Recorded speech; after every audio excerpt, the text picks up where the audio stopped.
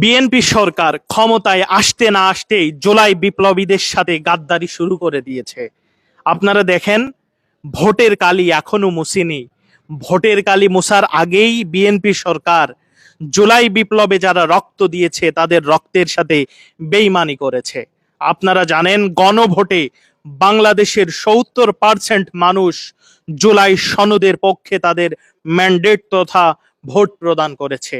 আজকে বিএনপি সরকার ক্ষমতায় বসে সেই জুলাই সনদকে অস্বীকার করছে।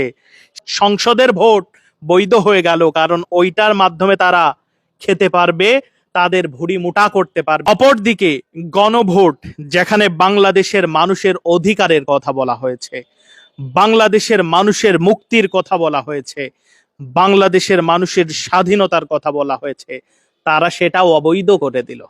নিজেদের স্বার্থে যেটা সেটা বৈধ, নিজেদের স্বার্থের বাইরে জনগণের স্বার্থের সাথে সম্পৃক্ত যেটা সেটা অবৈধ।